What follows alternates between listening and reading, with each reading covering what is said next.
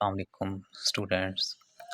आज हम लोगों का जो 9th क्लास का टॉपिक है वो है जी साइंटिफिक मेथड। साइंटिफिक मेथड क्या है? The method which is used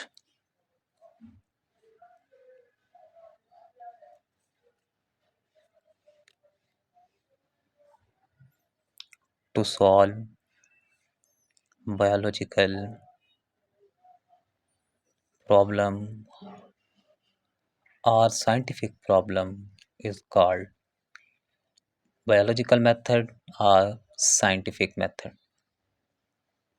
दोनों नाम दे सकते हैं आप लोग। एक ऐसा मेथड जिसके थ्रू आप लोगों ने क्या करना है, बायोलॉजिकल प्रॉब्लम या साइंटिफिक प्रॉब्लम को सॉल्व करना है, उसे आप लोग क्या कहते हैं जी? साइंटिफिक मेथड कहते हैं। साइंटिफिक मेथड में कुछ स्टेप्स हैं, तकरीबन 7 स्टेप्स हैं। बुक में 6 लिखे हुए, एक 7वां स्टेप भी है जिसके थ्रू आप लोग क्या करते हैं, को बायोलॉजिकल प्रॉब्लम को सॉल्व करते हैं। तो सबसे पहला जो हमारे पास स्टेप है वो है रिकॉग्निशन ऑफ साइंटिफिक प्रॉब्लम। मैं आप लोगों को साइंटिफिक प्रॉब्लम की डेफिनेशन बताता हूँ, इसके अंदर ही हम लोग रिकॉग्निशन के अंदर ये डिस्कस करेंगे। Recognition of scientific problem. Second step है जी ऑब्जर्वेशन। थर्ड स्टेप है हाइपोथेसिस। फोर्थ है डिडक्शन। फिफ्थ है एक्सपेरिमेंट और सिक्स्थ हमारे पास है रिजल्ट्स। और सातवां हम लोग यूज़ करते हैं पब्लिशिंग ऑफ रिजल्ट के, रिजल्ट को हमने पब्लिश भी करना है। तो जो हमारा सबसे पहला स्टेप है वो है जी recognition of scientific problem. First step के अंदर आप लोगों ने रिकॉग्नाइज करना होता है कि जिस प्रॉब्लम को सॉल्व करने लगे हैं, क्या वो साइंटिफिक प्रॉब्लम है या किसी और चीज़ के रिलेटेड है। साइंटिफिक प्रॉब्लम या बायोलॉजिकल प्रॉब्लम वो होगा जो लिविंग ऑर्गेनिजम्स के रिलेटेड है, उसको हमने सॉल्व करना है। तो पहले हम लोग डेफिनेशन कर लेते हैं कि व्हाट इज़ साइंटिफिक प्रॉब्लम। इसकी डेफिनेशन है question related to living organisms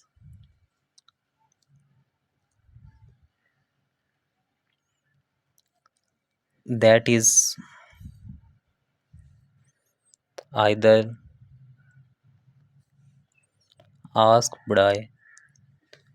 asked by someone or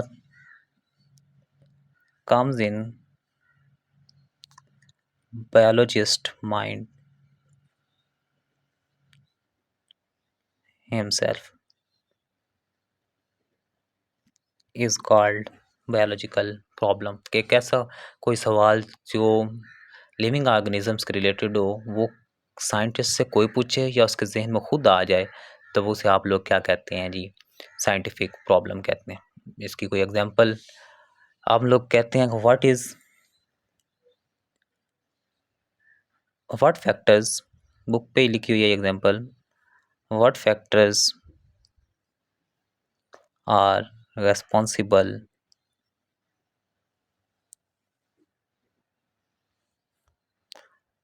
for the growth of plant. Growth of plant के लिए कौन से फैक्टर्स जरूरी हैं? अब प्लांट क्या है? लिविंग है, तो लिविंग ऑर्गेनिजम्स के रिलेटेड एक क्वेश्चन है जो साइंटिस्ट से कोई पूछ सकता है या साइंटिस्ट के जहन में खुद आ जाए, तो उसे आप लोग क्या कहते हैं? साइंटिफिक प्रॉब्लम कहते हैं।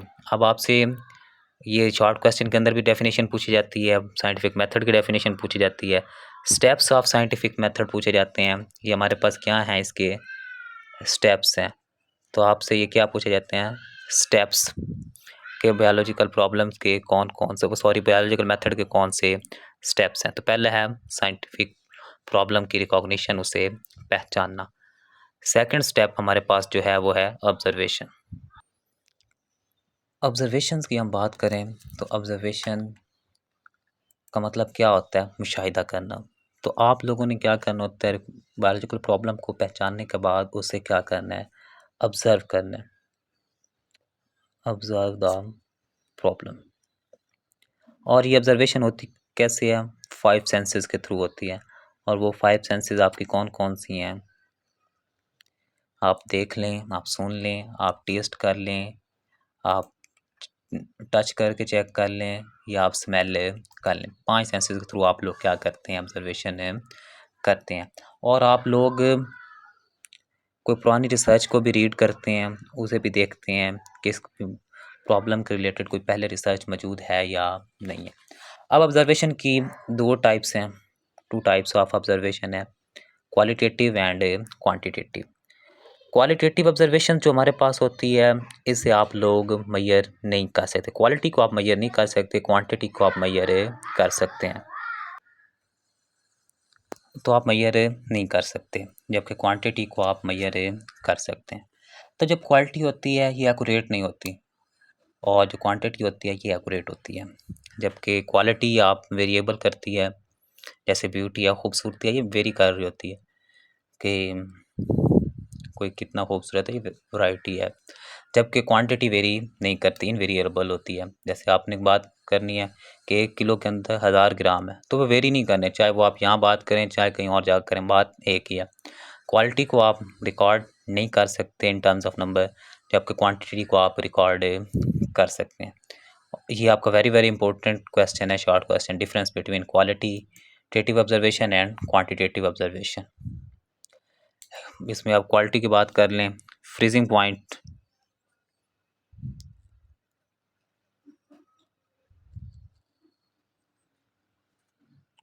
Of water is colder than boiling point, ये इसकी क्या है, क्वालिटी है। जबकि जो हमारे पास क्वांटिटी अगर बात करें, तो हम लोग ये कह सकते हैं कि जो फ्रीजिंग पॉइंट है वो क्या है, 100, वो सॉरी 0 डिग्री है। जबकि अगर बॉइलिंग पॉइंट की बात करें तो वो क्या है, 100 डिग्री है। अब ये उसकी क्वांटिटी में बात आ गई है, क्वालिटी पे बात नहीं है। तो ये हमारे पास ऑब्जर्वेशन है। नेक्स्ट हमारे पास है जी हाइपोथेसिस। हाइपोथेसिस क्या होता है, the tentative answer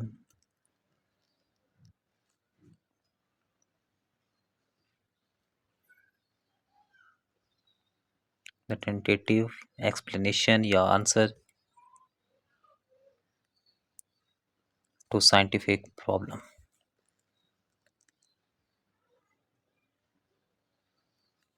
is called hypothesis.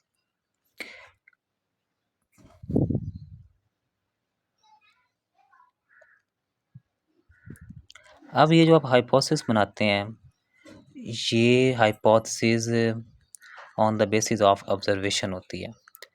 तो अब इसके हमने कुछ कैरेक्टर्स डिस्कस करने हैं। कैरेक्टरिस्टिक्स क्या होंगे कि ये जो आप लोगों ने ऑब्जर्वेशन दी है, ये प्रॉब्लम के स्टेटमेंट के अकॉर्डिंग होनी चाहिए, उसके आंसर के अकॉर्डिंग होनी चाहिए।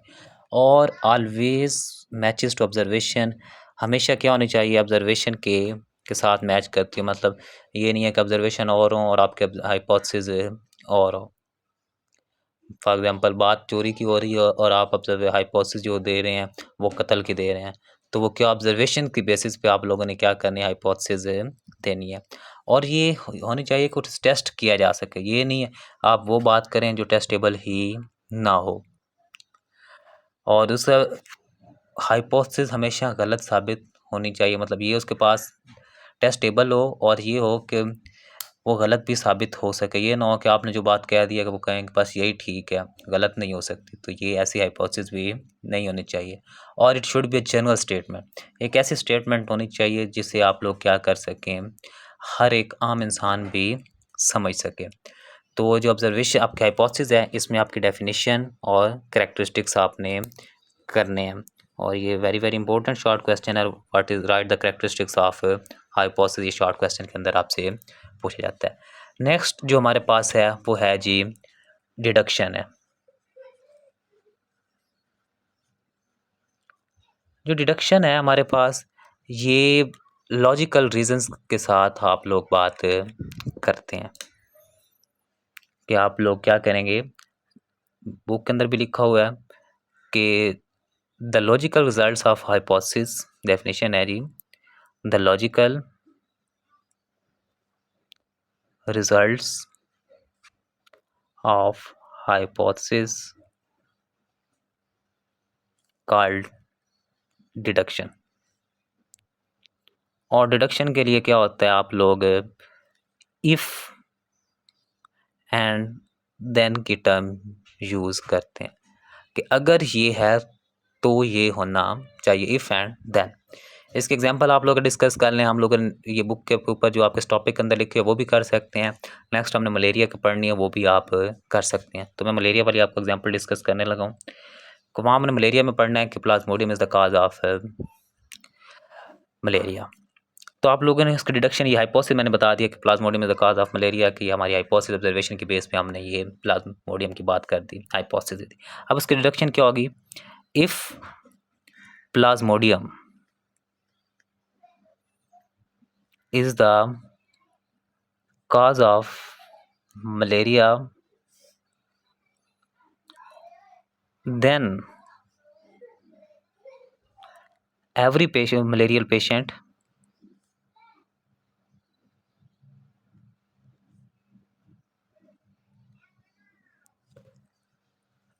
should have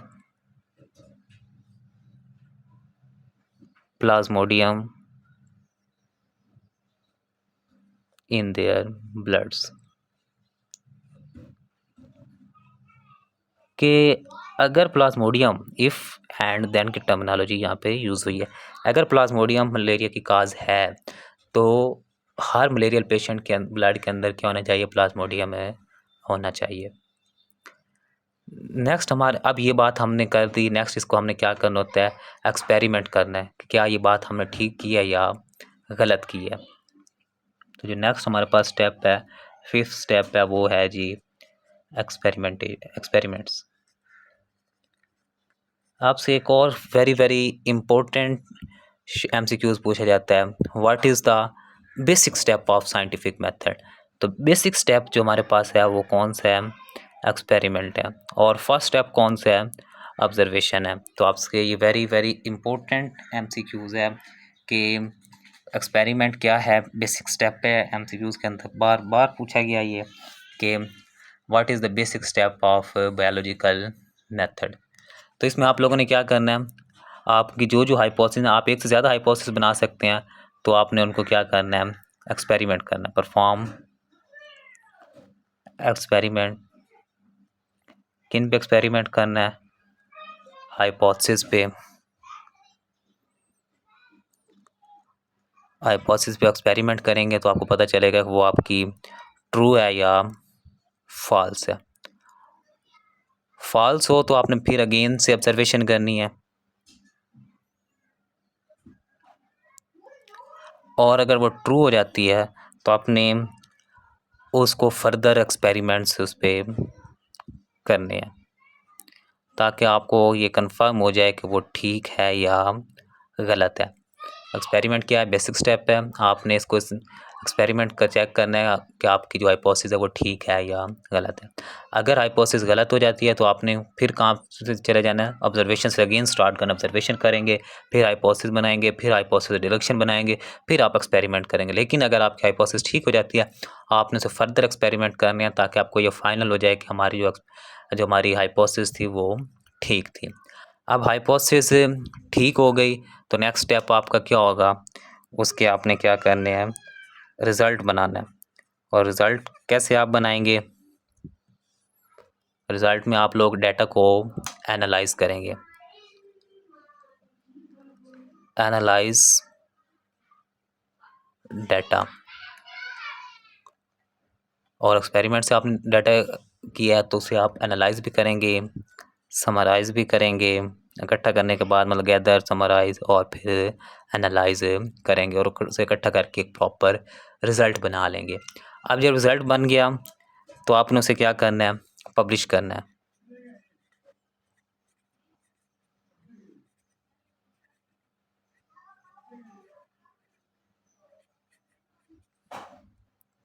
पब्लिश रिज़ल्ट आप लोग कैसे कर सकते हैं, कोई जर्नल लिख के, साइंटिफिक जर्नल्स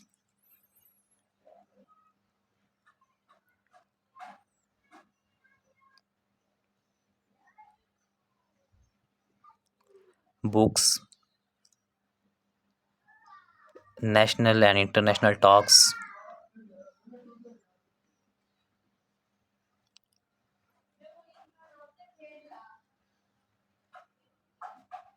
इन सब चीज़ों के थ्रू आप लोग क्या कर सकते हैं, रिजल्ट्स को पब्लिश कर सकते हैं। तो हमारे पास जो साइंटिफिक मेथड के स्टेप्स थे वो क्लियर हो गया। इसके साथ हमारे पास एक very very important short question है, difference between experimental group and control group. तो हमारे पास जो इम्पोर्टेंट शॉर्ट क्वेश्चन है वो एक्सपेरिमेंटल ग्रुप और कंट्रोल ग्रुप। एक्सपेरिमेंटल ग्रुप क्या है कि वो चीज़ जिसको हमने टेस्ट करना है वो इस पे एक्सपेरिमेंटल ग्रुप पे अप्लाई करेंगे, जबकि कंट्रोल ग्रुप पर वो चीज़ अप्लाई नहीं करेंगे। अब एक्सपेरिमेंटल ग्रुप पर जब वो चीज़ अप्लाई करेंगे तो उसमें कोई ना कोई चेंजिंग होगी, जबकि कंट्रोल ग्रुप में कोई चेंजिंग नहीं होगी। तो इसको एग्जांपल के साथ डिस्कस कर लेते हैं। बुक के अंदर आपकी एग्जांपल लिखी हुई है, कार्बन डाइऑक्साइड की नेसेसिटी चेक करना कि वो ज़रूरी है या नहीं है। तो अब नॉर्मली तो हम कहते हैं वो ज़रूरी है फोटोसिंथेसिस के लिए, लेकिन एक्सपेरिमेंट हमने करना है कि क्या वो उसके बगैर काम हो सकता है या नहीं हो सकता है। तो एक्सपेरिमेंटल ग्रुप को हम कार्बन डाइऑक्साइड प्रोवाइड नहीं करेंगे, जबकि कंट्रोल ग्रुप को प्रोवाइड करेंगे। अब जब एक्सपेरिमेंटल ग्रुप को कार्बन डाइऑक्साइड प्रोवाइड नहीं करेंगे, उस पर इफेक्ट क्या होगा, फोटोसिंथेसिस नहीं होगी और नॉर्मल में हो जाएगी। तो हम ये कंपेयर कर लेंगे कि एक्सपेरिमेंटल ग्रुप में नहीं हुई, कंट्रोल ग्रुप में हुई है। तो एज अ रिज़ल्ट हम क्या बताएंगे कि कार्बन डाइऑक्साइड ज़रूरी है। तो ये एक डिफरेंस है। इसके बाद हमारे पास एक टॉपिक है थ्योरी एंड लॉ। लॉ को सेकंड नेम आप क्या नाम देते हैं जी, प्रिंसिपल। तो हमारे पास थ्योरी क्या है, अगर आपकी जो हाइपोथेसिस है वो सर्वाइव कर जाते हैं और उस पे बार-बार टेस्ट होते हैं और वो रिजेक्ट नहीं होते, तो वो थ्योरी बन जाती है। The hypothesis that stand the test of time often tested and never rejected called theories. इसकी एग्जांपल क्या हो सकती है, आपके पास सेल थ्योरी है। बायो की बात कर रहे हैं तो हम बायो की ही थ्योरी की बात करेंगे। सेल थ्योरी इसकी एग्जांपल है लॉ। अब अगर थ्योरी बार-बार थ्योरी के ऊपर टेस्ट किए जाएँ, बार-बार एक्सपेरिमेंट किए जाएँ और वो फिर भी रॉन्ग साबित ना हो, तो वो हमारे पास क्या बन जाता है, लॉ बन जाता है। If a theory survive such doubtful approach and continue to be supported by experimental evidence, it becomes law. और जो साइंटिफिक लॉ होते हैं वो कांस्टेंट फैक्ट ऑफ नेचर होते हैं, वो कभी गलत साबित नहीं होते। इसकी एग्जांपल आपके पास है हार्डी वेनबर्ग लॉ। ये पॉपुलेशन के रिलेटेड है। एक और लॉ है मेंडल्स लॉ ऑफ। तो ये 2 लॉज़ बायोलॉजी के अंदर मौजूद हैं। तो आज का हमारा टॉपिक इतना ही था कि हम लोगों ने साइंटिफिक मेथड डिस्कस किया है, उसके स्टेप्स डिस्कस किए हैं, एक्सपेरिमेंटल और कंट्रोल ग्रुप डिस्कस किया और थ्योरी एंड लॉ डिस्कस किया। तो यहाँ तक अगर आप लोगों को कोई क्वेश्चन है तो आप कमेंट सेक्शन में पूछ सकते हैं। कोई अगर वीडियो अच्छी लगी हो तो लाइक करें और चैनल को सब्सक्राइब कर लें।